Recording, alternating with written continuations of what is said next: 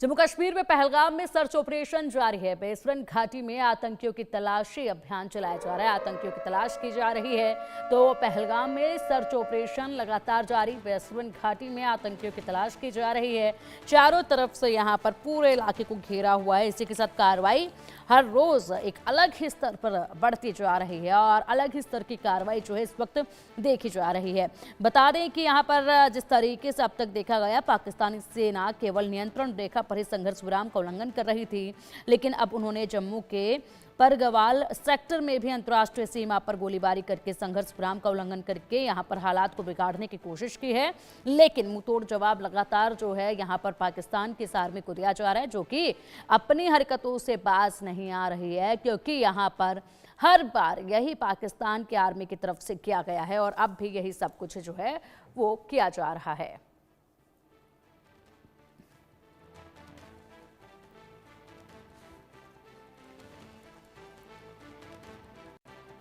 जब से पहलगाम में आतंकी हमला हुआ है, तब से कश्मीर के चारुंदा गांव में रहने वाले लोग डर के साए में जी रहे हैं। दरअसल सीमा पार से पाकिस्तान लगातार सीजफायर का उल्लंघन कर रहा है। गांव के लोगों का कहना है कि बीते 4 दिनों से वो बंकर में अपनी रात गुजार रहे हैं। जब भी पाकिस्तान की तरफ से फायरिंग होती है तो लोग बंकर के भीतर चले जाते हैं।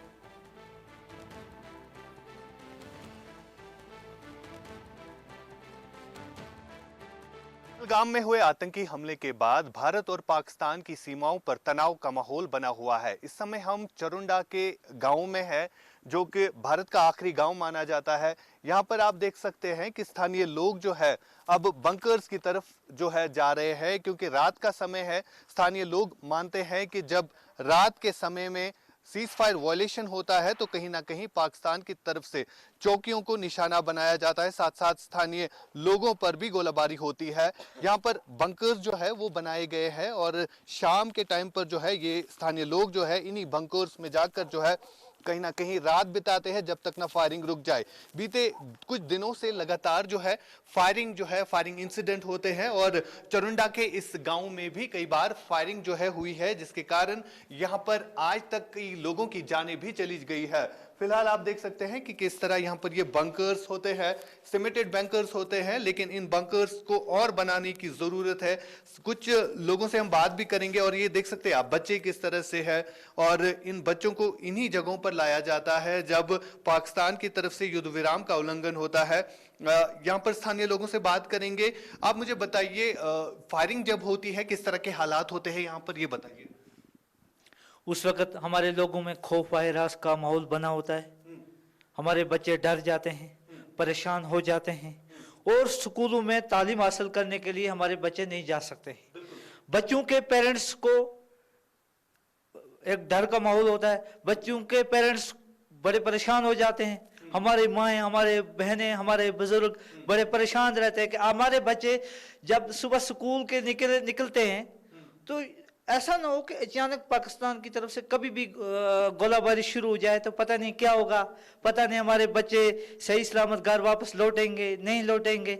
ये एक डर का माहौल हमेशा बना रहता है। बिल्कुल, डर का माहौल जो है हमेशा इन सीमावर्ती इलाकों में बना रहता है, लेकिन ये भी कहा जा रहा है कि जब शाम का टाइम होता है उस समय फायरिंग होती है। क्या हम उस टाइम में बच्चों को लेके इस बंकर में घुस जाते हैं। अच्छा। पाकिस्तान फायर करता है तो फिर हम जब अंधेरा होता है वो फायरिंग करते हैं। अच्छा। फिर हम बंकर में घुस जाते हैं सुबह तक। उजाला होने के टाइम जब फायर का बंद हो जाता है तो फिर निकल जाते हैं।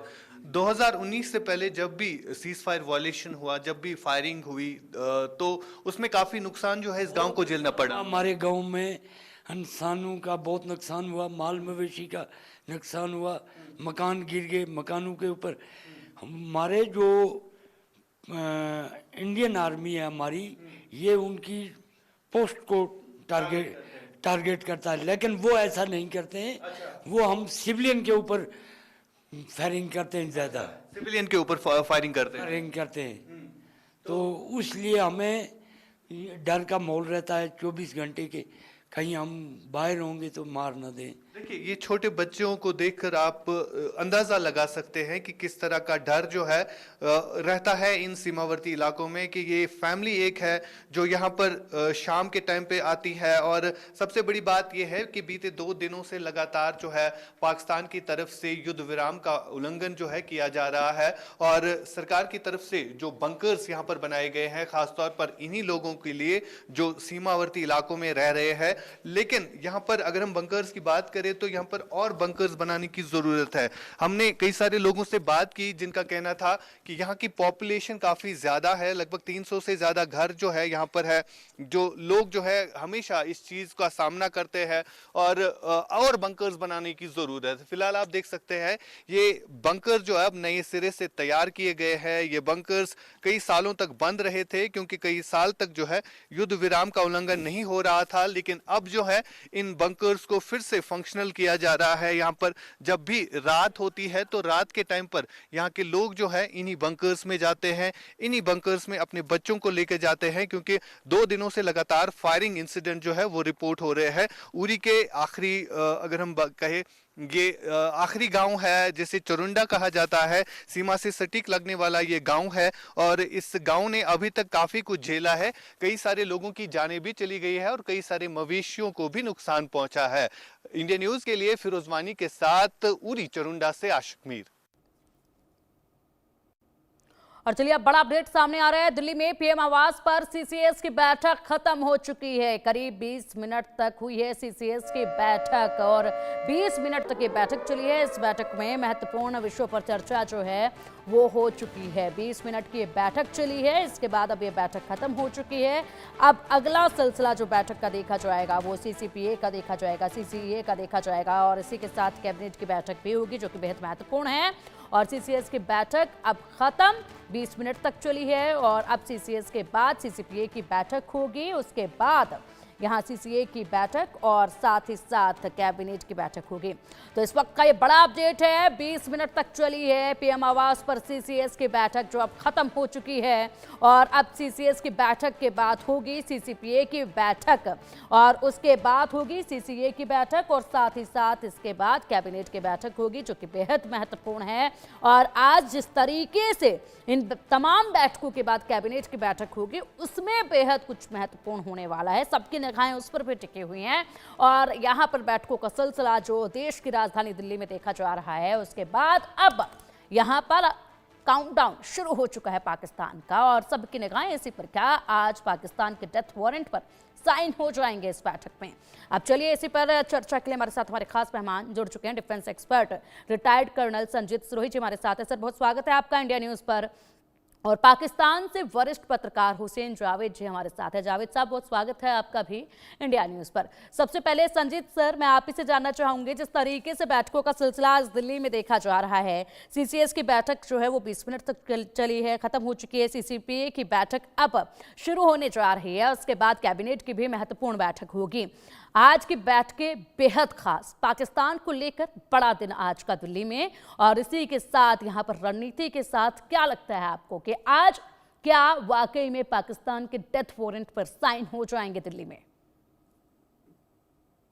पहले तो पिंकी जी मैं आपका धन्यवाद देता हूं, आपने मुझे अपने चैनल पे बुलाया और एक बहुत अहम डिस्कशन के लिए। और दूसरा, मैं अपने साथी के वो जावेद साहब को जो आदाब बोलता हूं, उनके साथ पहले भी कई दफ़े मैं आया हूं, तो मुझे लगता है कि हमारा डिस्कशन बहुत अच्छा होगा। देखिए, ये जो सिलसिला चल रहा है, आपको ध्यान हो जब 22 अप्रैल को दहशतगर्दों ने पहलगाम में इनोसेंट लोगों को मारा था, उसके बाद 23 तारीख को कैबिनेट कमेटी ऑन सिक्योरिटी की बैठक हुई थी, और उस बैठक में मोदी साहब ने सब अपने जो ये खास मिनिस्टर हैं, जिसमें आपके डिफेंस मिनिस्टर हैं, होम मिनिस्टर हैं, फाइनेंस मिनिस्टर हैं, एक्सटर्नल अफेयर्स मिनिस्ट्री, और हो सकता है कि national security adviser Ajit Doval sahab भी हो,